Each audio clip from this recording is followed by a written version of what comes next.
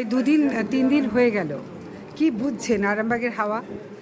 আরামবাগের হাওয়া আপনারা মিডিয়াতে বিভিন্ন জায়গায় দেখছেন এবং সোশ্যাল মিডিয়া, প্রিন্ট মিডিয়া আর ইলেকট্রনিক্স মিডিয়া সমস্ত মিডিয়াতেই দেখছেন আরামবাগের মানুষ কতটা উৎসাহিত আছে। ভারতীয় জনতা পার্টির প্রার্থীকে নিয়ে তারা বুকে জড়িয়ে ধরছে এবং সব থাকতে বড় ব্যাপার কার্যকর্তারা প্রচণ্ড হারে খুশি। শুধু ভারতীয় জনতা পার্টির কার্যকর্তারা নয়, আদার্স অন্যান্য রাজনৈতিক দলের বুথ স্তরের যারা কার্যকর্তা আছে তারাও প্রচণ্ড আনন্দিত আছেন ভারতীয় জনতা পার্টির প্রার্থীকে নিয়ে এবং তারা নিজেরা সিদ্ধান্ত নিয়ে নিয়েছেন 2026 সালে ভারতীয় জনতা পার্টির এমএলএ আরামবাগ থেকে তৈরি হবে। বিপক্ষ প্রার্থীকে কতটা গুরুত্ব দিচ্ছে? বিপক্ষ প্রার্থী কারা হলো কি না হলো ভারতীয় জনতা পার্টিটা কেয়ার করে না। তৃণমূল আমাদের সাথে লড়াই নেই, লড়াইয়ের বাইরে আছে। আরামবাগের মানুষ, আরামবাগের জনগণ ঠিক করে নিয়েছেন আরামবাগে 2026-এ ভারতীয় জনতা পার্টির এমএলএ হবে। জাস্ট এটুকু। তৃণমূলের কে পার্টি হলো না গেল কি হলো ওটা নিয়ে আমরা কোনো ভাবনা চিন্তা করিনি। আপনাদের মূল বক্তব্য কি? একটা জিনিসে চিন্তিত আছে, আমাদের লিড কত হবে, লিড নিয়ে আমরা চিন্তায় আছি। প্রার্থীকে নিয়ে তৃণমূলের ওটা নিয়ে আমাদের মাথা ব্যথা নেই। আমাদের মিনিমাম 30,000 লিড নিতে হবে, সেটা নিয়ে আমরা চিন্তায় আছি। দেখা যাচ্ছে আপনি বিভিন্ন অঞ্চলে গ্রামে গঞ্জে যাচ্ছেন, জনসংযোগ করছেন, সেই জায়গায় দাঁড়িয়ে প্রাক্তন বিধায়ক মধুসূদন বাগকে আপনার পাশে দেখতে পাওয়া যাচ্ছে না, কি বলবেন? মধুদা আমাদের নেতা ছিলেন, আছেন, ভবিষ্যতে থাকবেন। মধুদার সঙ্গে আমার প্রতিদিন কথা হচ্ছে এবং তিনি একটু শারীরিক অসুস্থতার জন্য সময় দিতে পারছেন না। তিনি সম্ভবত কাল বা পরশু থেকে আমার সাথে ফুল ফর্মে প্রচারে লাগবেন। আর একটা জিনিস লক্ষ্য, উন্নয়নের কি কাজ করতে চাইছেন বা করবেন সেরকম? 34 বছরের সিপিআইএম সরকার এবং 15 বছরের তৃণমূল কংগ্রেস সরকার আরামবাগের জন্য যা উন্নয়ন করেছে, ভারতীয় জনতা পার্টির এমএলএ তৈরি হওয়ার পর তার ডবল উন্নয়ন করবে, এটুকু আপনাদেরকে বলে দিতে পারি। কিন্তু গত 5 বছরেও তো ভারতীয় জনতা পার্টির বিধায়ক ছিলেন, আরামবাগকে সেভাবে উন্নয়ন হয়নি। শুনুন, সরকার পশ্চিমবঙ্গে তৃণমূল কংগ্রেসের যে সরকার চলছে তারা কোনো এমএলএ এমপি পঞ্চায়েত বিরোধী দলনেতা কাউকে মানে না, বিরোধীদের কাউকে গুরুত্ব দেয়নি। তাই আমি আবারও বলছি, ভারতীয় জনতা পার্টির সরকার 2026 সালে তৈরি হবে, পশ্চিমবঙ্গে ডবল ইঞ্জিনের সরকার তৈরি হবে, উন্নয়নটা দেখতে পাবেন চোখের সামনে। দুটো জিনিসে আরামবাগে খুব দাবি আছে।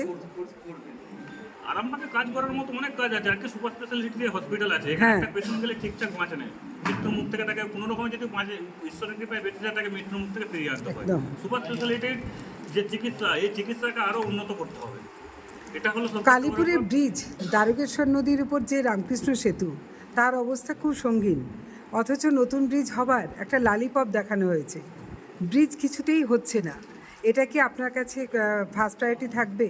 ভারতীয় জনতা পার্টির সরকার এলে আরামবাগের যে কালীপুর ব্রিজ, এটা আরামবাগ মানুষের জন্য, আরামবাগবাসীর জন্য নয়, শুধু আশপাশের অন্যান্য বিধানসভার জন্য একটা চমক হবে যে ওই ব্রিজ নতুনভাবে তৈরি হবে। আপনারা যদি ক্ষমতায় আসেন, আরামবাগকে জেলা করা, কামারপুকুরকে পৌরসভা, খানাকুলের রাজহাটিকে পৌরসভা, এই যে দীর্ঘদিনের দাবি, সেই দাবিগুলোকেই আপনারা যদি ক্ষমতায় আসেন সরকারে, তাহলে কি আপনারা সেইগুলোকে প্রায়োরিটি দেবেন?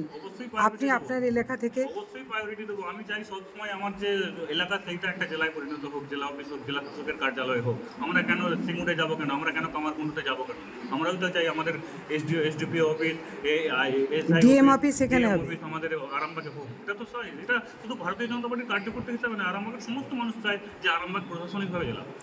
আলুর কোনো দাম এখনো পর্যন্ত নেই, সরকার আলু কিনছে না, চাষিরা ভীষণ রকম দুশ্চিন্তায়। আপনারা কি এটাকে এজেন্ডা রেখে প্রচারে রেখেছেন? মমতা ব্যানার্জিকে 2026 সালে নবান্নের 14 তলা থেকে যেটি সর্বপ্রথম টেনে ফেলে দেয়, পশ্চিমবঙ্গের আলু চাষিরা ফেলবে। কারণ একটা বিঘে আলু চাষ করতে 30 থেকে 40 হাজার টাকা খরচা, সেখানে পার বিঘে পিছু 20 থেকে 25 হাজার টাকা লস হচ্ছে। চাষিরা মনে প্রাণে প্রতিজ্ঞা করে নিয়েছে 2026 সালের এই সরকারকে যদি সরাতে না পারি তাহলে আমরা আর কোনো চাষিতেই সুবিধা পাবো না। তাই ভারতীয় জনতা পার্টির সরকার তারা তৈরি করবে, তারা মনে প্রাণে প্রতিজ্ঞা করে নিয়েছে। প্রচারের ইস্যু কি আছে? প্রচারের ইস্যু সেটা বহু হাজার একটা ইস্যু আছে। আমরা ইস্যু জাস্ট বুথ স্তর থেকে ইস্যু কালেক্ট করছি, কালেক্ট করে আমরা রাজ্য লেভেলে পাঠাচ্ছি।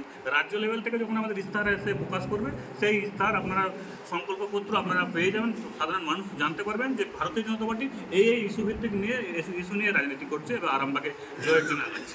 বিভিন্ন সময় দেখা গেছে ভোটের সময় যে রাজনৈতিক হিংসা হয়, সেই ব্যাপারটা আপনি কিভাবে দেখেন?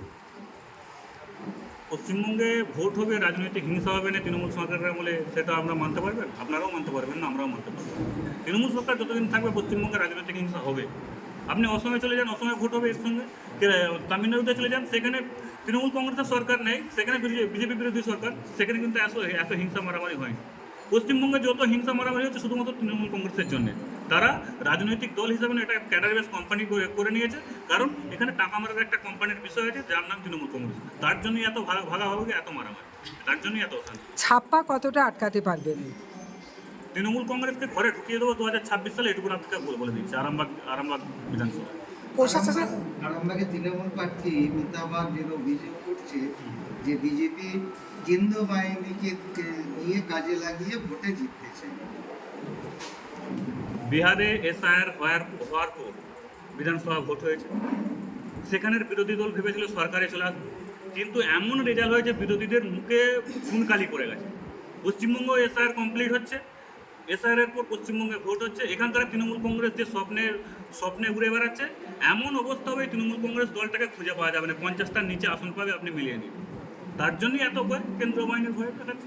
বিরোধীদের অভিযোগ যে নির্বাচন কমিশনকে কাজে লাগিয়ে আপনারা এতদিন তো পশ্চিমবঙ্গকে কবজা করতে পারেননি, নির্বাচন কমিশনকে কাজে লাগিয়ে যে 60 লক্ষ 65 লক্ষ বিচারাধীন আছে সেইগুলোর উপর বেশ করে আপনারা ক্ষমতায় আসতে চাইছেন। কোনো রাজনৈতিক দলের ইলেকশন কমিশনকে কিনে নেওয়ার ক্ষমতা নেই, আর কোনো রাজনৈতিক দল ইলেকশন কমিশনকে পরিচালনা করার ক্ষমতা নেই ভারতবর্ষে।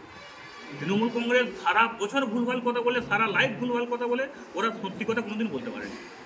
এদের মেন্টালিটিটাই খারাপ হয়ে গেছে। আরামবাগের প্রশাসনের নিরপেক্ষতাটা নির্বাচনে কতটা থাকবে বলে মনে হয় আপনার? নিরপেক্ষতা থাকবে, কারণ প্রশাসন কি করবে আমার জানা নেই, কিন্তু সেন্ট্রাল ফোর্সের উপর ভরসা আছে, ইলেকশন কমিশনের উপর ভরসা আছে, তারা সুষ্ঠু সামাজিকভাবে ভোট করতে পারবে। আচ্ছা, ডিএ যখন সরকার এখনো দিচ্ছে না, এই অবস্থাতে আপনারা কি মনে করছেন যে সরকারি দপ্তর থেকেও, সে পুলিশ প্রশাসনই হোক বা অন্যান্য কর্মচারী, ভোটে কি তার একটা প্রভাব পড়বেই? ভোটে প্রভাব করবেন আপনার মনে হচ্ছে? একটা সরকার 15 বছরের সরকার আছে, সেখানে 15 বছরে দিয়ে দিতে পারলো না, আর ভোট ঘোষণা ডিক্লিয়ার 1 ঘন্টা আগে মমতা ব্যানার্জি দিয়ে দেবে ঘোষণা করছে, আপনাকে বিশ্বাস করতে হবে? সরকারি কর্মচারীরা দিয়ে পেয়ে যাবে, আপনারা বিশ্বাস করেন? ক্ষমতাবাজি পশ্চিমবঙ্গের মানুষ বুঝে গেছে, এবং এই 26 সালে পশ্চিমবঙ্গের মানুষও আরামবাগ বিধানসভার জনগণ সম্পূর্ণরূপে তৃণমূলকে যোগ্য জবাব দিয়ে দেবে। আজকে মলয়পুরে কি কি কর্মসূচি নিয়েছেন? মলয়পুরে আজকে আমার যে আরামবাগের যে 4টে মণ্ডল আছে, এই 3 নম্বর মণ্ডলের কার্যকর্তাদের সাথে একটা সম্মেলন হচ্ছে। এই সম্মেলনের পর আমরা একটুখানি লোকাল লেভেলে প্রচার করে আমরা আরামবাগ। অনেক আরেকটা কথা, জাস্ট শেষ প্রশ্ন, যে আপনি বিধায়ক আরামবাগের জন্য নির্বাচিত হয়েছেন, মানে মনোনয়ন হয়েছে আপনার, তো সংখ্যালঘু সম্প্রদায়ের মানুষদের উদ্দেশ্যে কী বলবেন?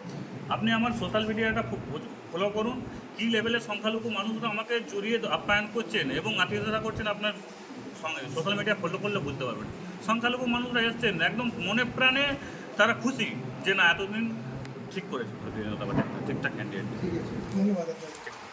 জ্যোতিষ জগতে অদ্বিতীয় ডক্টর অঞ্জন শাস্ত্রী, আপনার উজ্জ্বল ভবিষ্যতের একমাত্র দিশারি। Call for booking 7477886099 or log in www.anjanshastri.com। Download করুন আমাদের exclusive mobile app astro Anjan.